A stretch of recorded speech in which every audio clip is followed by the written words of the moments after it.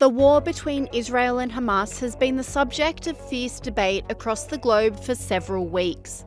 Sky News All Star Piers Morgan has hosted fiery discussions with public figures across the spectrum, including Rabbi Shmuley, Mohammed Hijab, Jordan Peterson, Bassem Yousef, and Jeremy Corbyn, with explosive results.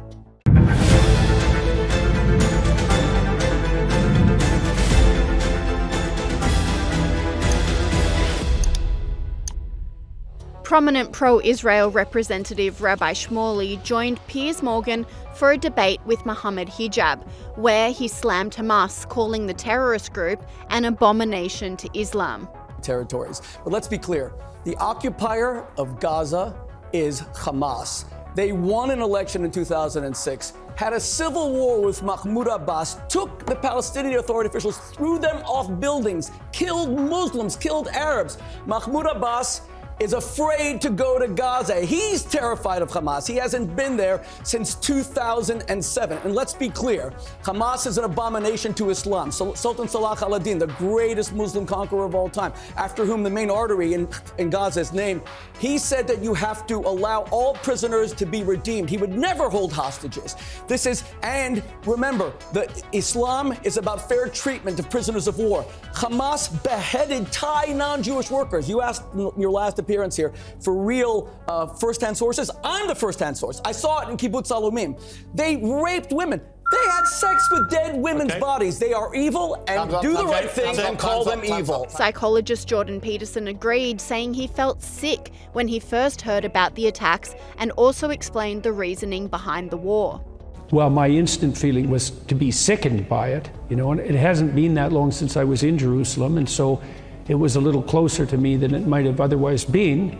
I'm also more sensitive to any signs of anti-Semitic catastrophe from studying the Holocaust for the length of time that I did, and I've always regarded Jews as the canary in the coal mine, and I think the reason that the Jews are the canary in the coal mine is because they're a successful minority. And if a culture can tolerate a successful minority, it's pretty damn robust and it's not very resentful. And as soon as a culture starts to get resentful, the Jews make an easy target because they're a minority, and so that's an easy target to begin with, but then they're the minority that has the temerity to be successful. And that really brings the resentful out of the rat holes. And I've seen a rise in anti-Semitism online over the last 3 years that's just stunning to behold. Controversial pro-Palestine influencer Mohammed Hijab echoes Jordan Peterson's sentiments, saying he was also sickened by the October 7 attacks, but he went further to also condemn the IDF. What was your reaction when you heard? I was actually very sickened by it.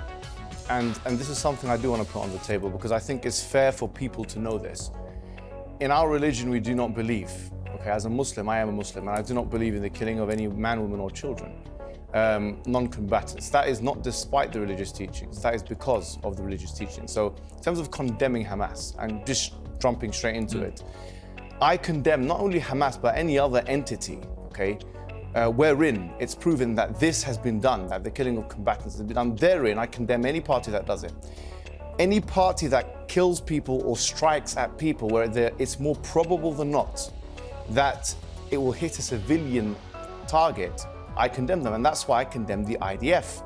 Because when they strike, they know that it's more probably than not going to hit civilian targets. They know that the majority of civilians, or the majority of people that are going to be affected are civilians. We know that from the various operations that have been conducted. Egyptian comedian Bassem Yousef explained the situation from the Palestinian perspective, saying Israel projects an innocent exterior whilst looking down on Palestine. When Ethiopian people were immigrated to Israel, Ethiopian Jews, women then report, 2013, that's not like 50 years ago, they reported that they were given against their consent and without their knowledge contraceptive shots so they wouldn't reproduce because they are the wrong color. Israel is a racist, apartheid country that is projecting this shiny example of secularism and democracy for the people, so people can accept whatever they do because they look at Palestinians as lesser people. This is the whole point. Piers Morgan had a fiery debate with socialist commentator Owen Jones, who was adamant that Israel was committing genocide.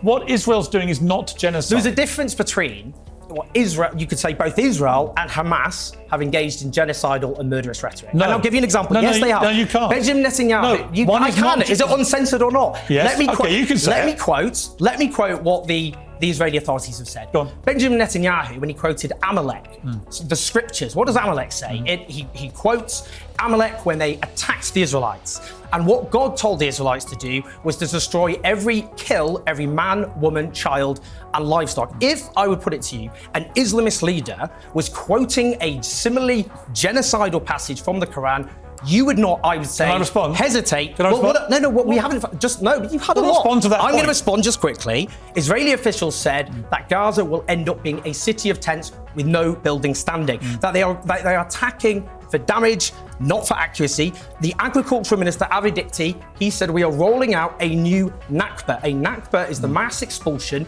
700,000 Palestinians in 1948. This is why hundreds of genocide scholars, people who are actually, unlike you and I, experts in the field of genocide studies, fear that a genocide is taking place. The difference between Israel and Hamas is Hamas does not have the capacity to wipe out Israel. Israel is wiping Gaza off the map. That's the point. You've actually exposed the weakness in your argument. Israel does have the ability to kill everyone in Gaza tomorrow, and they're not doing it. In fact, well, hang on.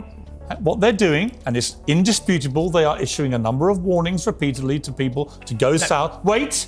And stay out of northern Gaza, right? And then they're pulverizing it with airstrikes, and now they've gone in on the ground and they're waging battle with Hamas fighters, terrorists, right? No, hang on. So my point is this. Israel could, if they wanted to, kill everyone in Gaza. They decided not to do that. Is your definition genocide is where you want to kill everyone. Jordan Peterson had a different perspective, saying Israel will be stopped from committing genocide. Does Israel get a license to do whatever it wants to eliminate Hamas? Or should there be a limit? And if so, what is that limit? Well, I don't think Israel will have a license to do whatever it wants, because what will happen inevitably, and I think if I was an Iranian propagandist, I would be counting on this. Let's imagine that Israel moves against Hamas with its usual effectiveness, and they start winning, in a serious way, and the casualties mount. Well, it's a lot easier to take a victim appreciation stance against a power that's clearly winning. So Israel can't win without accruing losses along the way, because the more they manifest their military superiority, the easier it's going to be for those who cast the Palestinians as victims to gain the moral upper hand. And that doesn't mean I know what Israel should do, because I wish I had that wisdom. But what I would like to see happen, in the best of all possible worlds perhaps, would be for the signees of the Abraham Accords to say to Israel, privately first, we're not budging.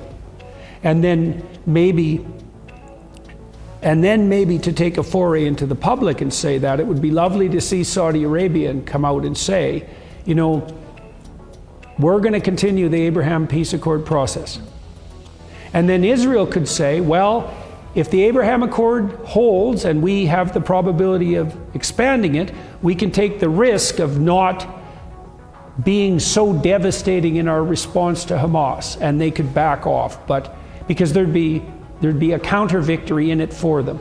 A major topic of discussion across all of Piers Morgan's interviews is the acknowledgement that Hamas is a terror group and they should be removed from power.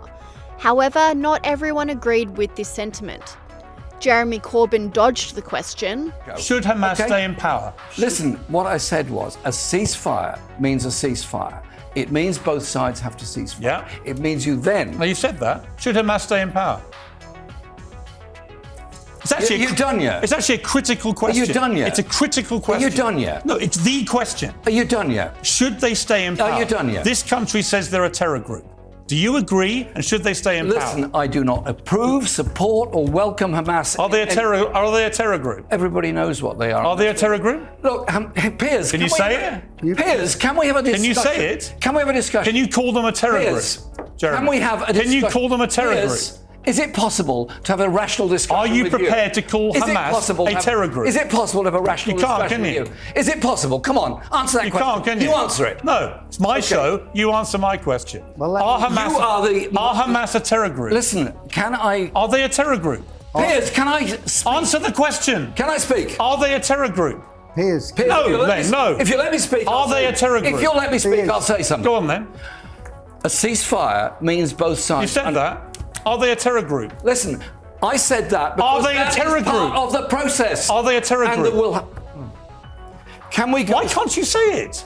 Piers, can we go through what ought to be happening? Just answer my question. Why do you think Are Hamas most a terror nations group? in the world are calling for a ceasefire? Are Why do you Hamas think a that? terror group? Come on, answer that. Give it to me. No, it's not your show. You've got so many opinions. Why should I All answer the yours time when and you every won't day. answer mine? Why do you give out your opinions all day and every day? Are Hamas? And you don't like it Are when somebody Hamas a pushes terror? it back on Are you. Hamas a terror group? Yes or Well, no? you won't like it when somebody Yes or pushes no? back on you.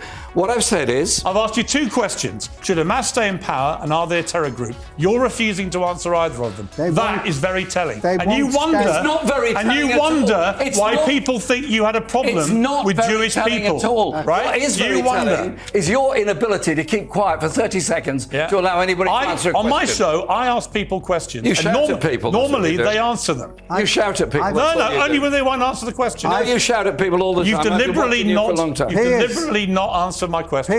Piers, I've explained to you how to get rid of Hamas. Are they a terror group, Len? Of course, the Thank terror. you. Why can't you say Well, that? Hang on. You've answered it. Should they stay in power, Len? And so did Mohammed Hajib. Because he won't. See, he will never condemn Hamas because He has condemned No, Hamas. go ahead. I've heard him do it. Excuse me. Wait, no. He condemned Hamas's attack. He's never condemned Hamas. Well, let me ask you, do you condemn Hamas? On what basis? Here we go. See? No, hold on. Play his On what game. Do you basis? accept now Let me that they are... let me ask you a question. Every No, hold answer on, hold is on what basis? On what this? On what this? What's your source? Let him Even answer. if you ask me, if you do condemn the IDF, I'd say specify your context. In what exact context do I... You defend Hamas as a terrorist organization Excuse- that just went and killed 1,200 people, burned them alive, beheaded them, and took 250 Stop hostages. pointing at me. Calm down, them or calm not? down, Do you condemn them or not? Get your head into the debate, and do you condemn them or not? See, this is a debating tactic. It's 2-on-1 now. Let him it answer. seems. Let him answer. It's 2-on-1. It's become 2-on-1. Let him answer. You're not a victim. Stop the victim, but now it's 2-on-1. Victim. Stop the victim. You love portraying yourself as a strong man. Now you're a victim, it's 2-on-1. You probably could take 2-on-1. So answer it. Answer the question. Is Hamas a terror organization you condemn? It's a reasonable question because you asked me, is the IDF a terror Okay, beautiful. I'll answer your question directly. Hamas is as much a terrorist organization. No, Hamas shouldn't be called a terror organization if the IDF isn't. Why? Okay. Because if it's either both or not. There we are. Okay. This is either both or neither. Okay, but just Either both or to neither. extrapolate your position, because you believe Yeah. the IDF is, then you're also saying that Hamas is. Let me tell you my Then position. say it. No, hang on. Say it.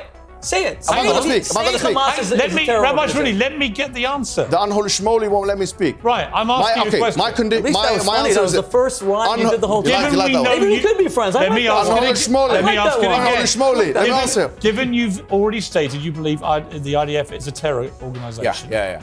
Am I It's to assume Legally or that morally? you believe... Legally or morally? Well, hang on. Go on. Am I to assume that you believe Hamas is now? No, this is my position. But you have to give me 10 seconds at least to answer, right?